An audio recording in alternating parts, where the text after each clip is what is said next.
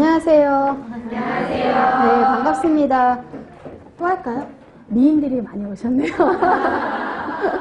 아까 우리 오전에 이미 제가 네, 저는 이제 영양판정 영양교육을 12주 동안 강의할 권수경이라고 합니다.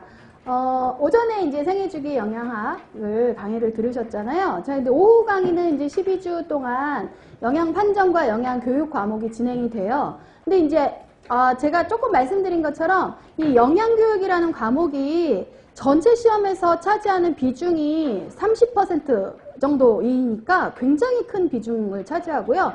실제로 내용도 많고 뭐 기출문제도 그만큼 사실은 그동안 많이 나왔던 부분이라 중요해요. 그래서 영양판정을 일단 지금 오늘부터 시작을 해서 한 5주, 근데 사실 5주에는 다 안 끝나더라고요. 5주 하고 그 다음에 한두 시간 정도 더 강의를 해서 가능하면 6주 안에 이제 영양판정은 마무리를 하고요.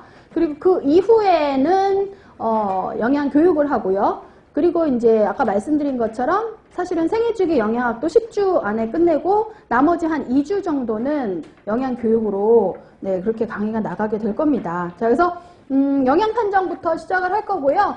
네, 영양판정은 5주에서 6주 정도 네, 강의를 해서 마무리를 하도록 할 거예요. 자, 영양판정 차례를 한번 보실까요? 네, 차례를 보시면 역시 이제 1장에서 8장까지로 되어 있고요.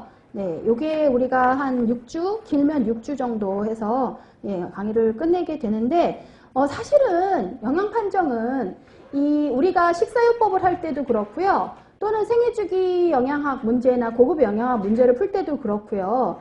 그 문제 자체에서 물론 판정을 물어보는 부분도 있어요. 뭐 어떤 최근에 보면은 어떤 뭐 식에 관련된 그 식 안에 들어갈 어떤 내용이라든지 이런 걸 물어보는 거는 이제 판정 자체만으로 문제로 나오는 경우도 있지만 또는 식사요법과 관련해서 요러요러한 검사 결과가 나왔는데 요 사람한테 해당되는 식사요법이 뭐가 있느냐 이런 식으로 다른 과목의 내용과 관련해서도 나올 수 있는 영양 상태를 파악하기 위해서 나올 수 있는 이제 그런 부분들이 많이 들어가 있어요.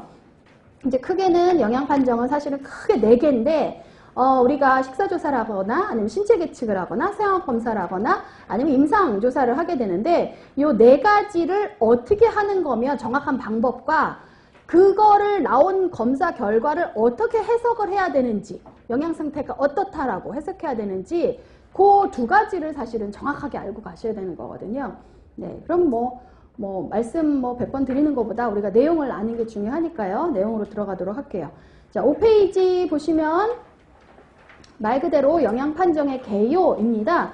그래서 영양 판정이 뭔지에 대한 전반적인 이런 얘기가 이제 1페이지 있어요. 영양 판정은 이거 물어보냐 이렇게 생각하실 수도 있어요. 그죠? 뭐예요? 영양 상태 평가하는 게 영양 판정이죠. 그래서 네.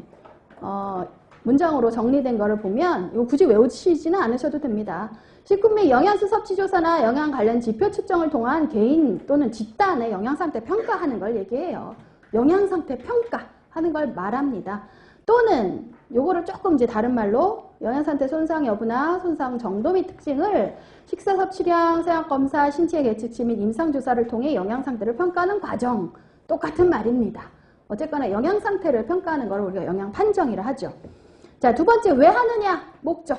크게는 영양 상태를 알아보는 거는 뭐를 위해서 하는 거예요? 결과적으로는 그 사람